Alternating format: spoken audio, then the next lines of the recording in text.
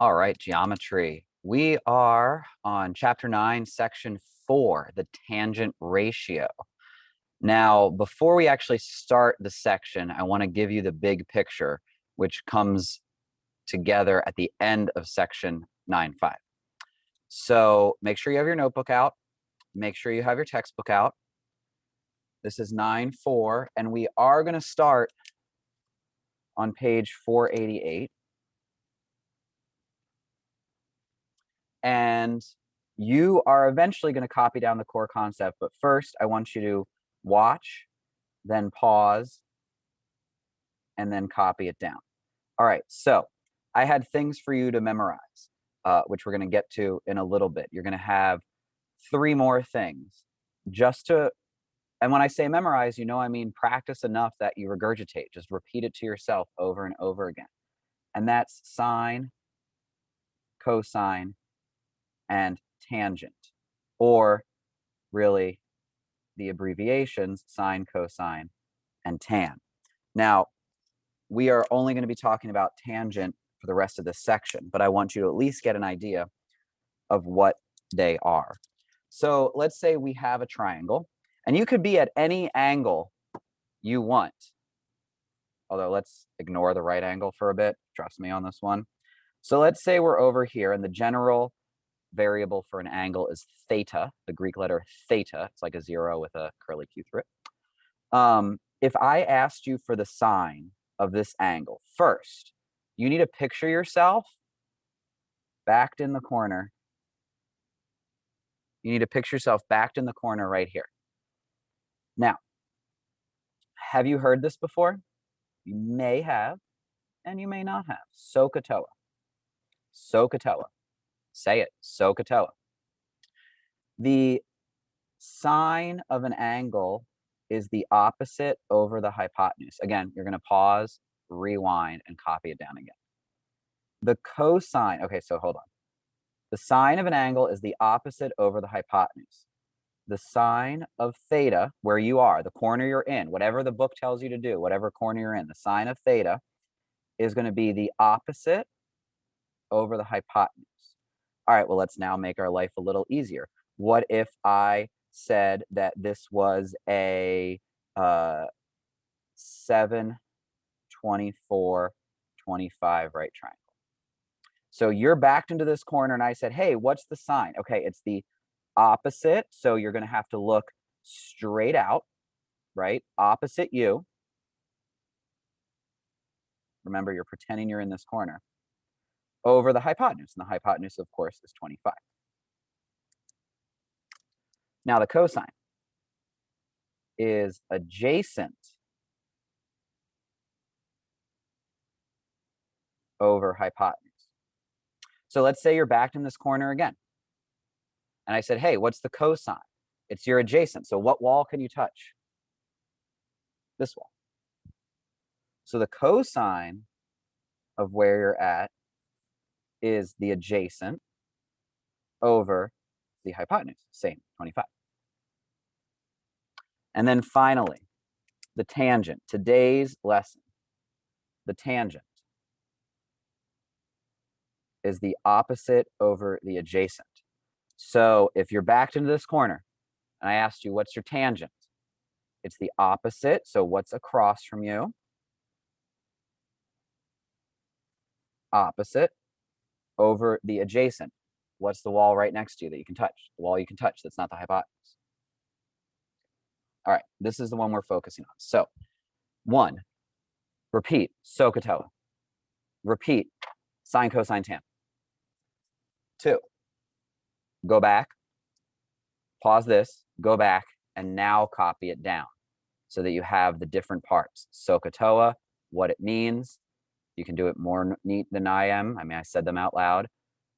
The ratios, how you find it. Cosine is, I'll write that here, adjacent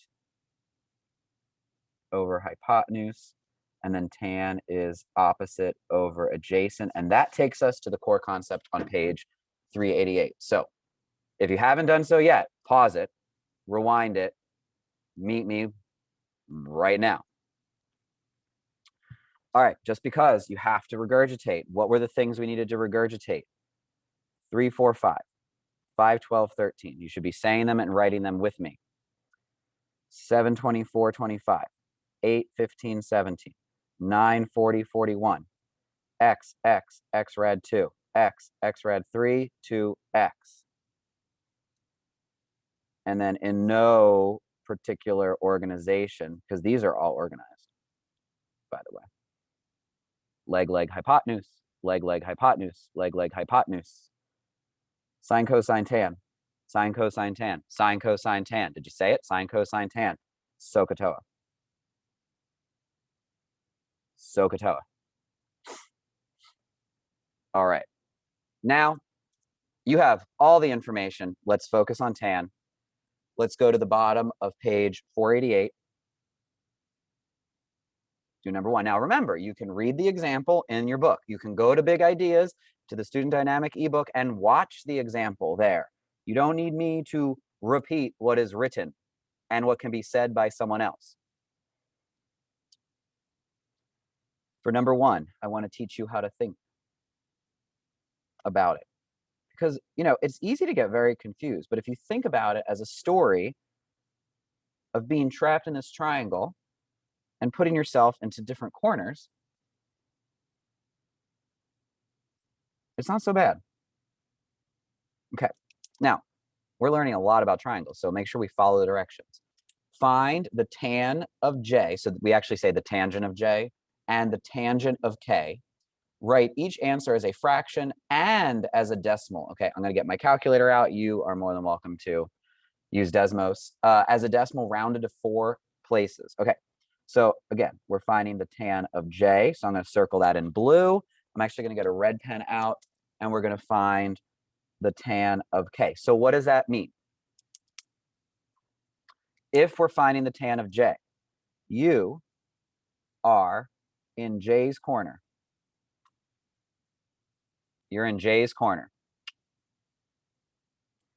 You're looking opposite over adjacent. Now keep in mind, the more you write that down, the less you have to memorize, the more it's in you. Tangent of J, opposite, right? Look straight out over adjacent. Like, touch the wall. What wall can you touch that is not the hypotenuse?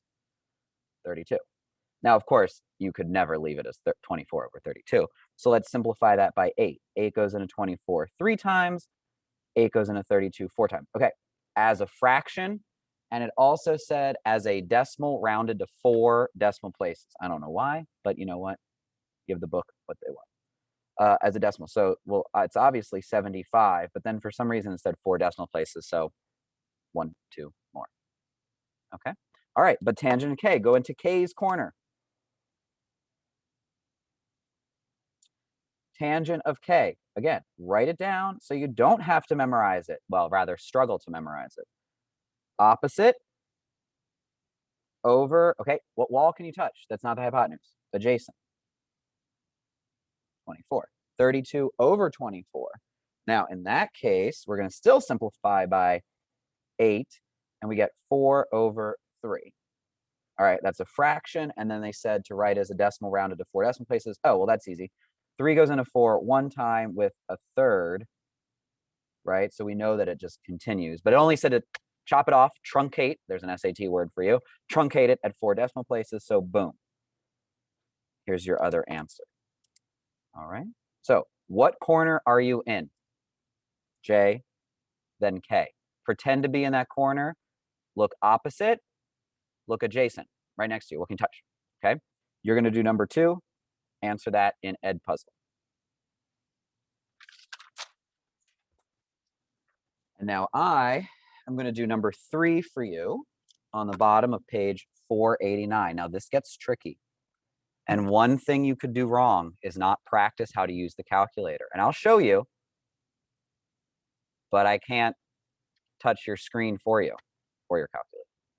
So I'll show you both. Page 49, number 3. Now, of course, you are drawing because you get a better idea when you draw, right? Things become more clear. Stuff that you don't have to really explain. All right. Find the value of x, round your answer to the nearest tenth. Okay, so we're talking about a decimal. Find the value of x. What do I got here? I have an angle. I have, oh wait, if I'm in this angle's corner, I have an opposite and I have an adjacent. Of course I do. It's the whole section on tangent. So the tangent, what's the name of this angle? It's 61 degrees. What is opposite of 61 degrees? What's adjacent? All right, now we practiced at the beginning of chapter 9, which might have felt like a long time ago. How are we going to solve this? Well, here's my variable, and it's down here in the denominator. I can't solve it down here in the denominator. What do I got to do? I got to bring it up here in the numerator.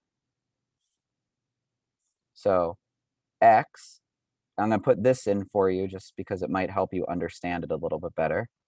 X times tan 61 is equal to 22. Other option, munchkins. Here's another option.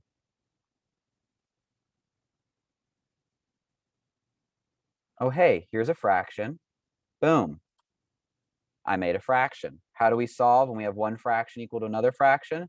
We can cross multiply. All right, but now, so obviously math makes sense, so it's the same thing. What do we have to do though? Okay, x is right here, and it's multiplying to tan 61. Now, you and I have no clue what tan 61 is. That's what we have calculators for. But how do we undo multiplication? We divide, right? That's all that matters.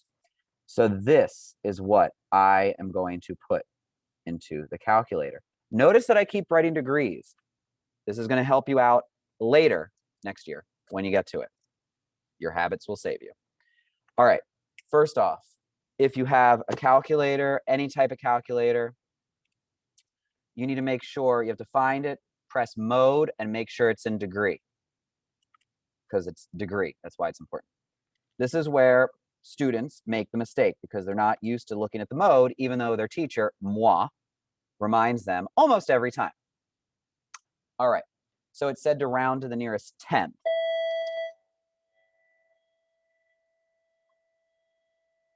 I am at school. So I get about, let's use the wavy signs because we're cool, 12.2. All right, second way, Desmos. You need to know.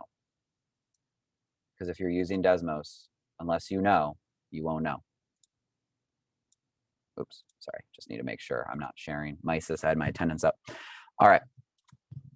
You need to go over to here, to the little wrench. You need to make sure this is on degrees. My default was radians. We haven't learned that yet. You're not going to learn it till Algebra 2. Degrees. Now that you're in degrees, you can do 22 divided by, I think you could just, see, you can actually type it in correctly.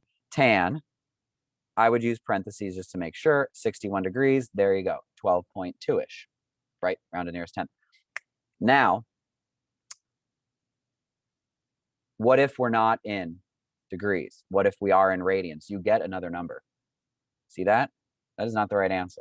Radians is a different measure, a different unit than degrees. Although degrees is technically not a unit. Anyway, you can worry about that when you get to pre-calc. So there you go. You are going to try number 4 now. And then we're going to be on page 490. All right. Page 490. Oh, word problem. So again, you can read example 4. You can get another way of looking at this. You can get extra reiteration. Practice.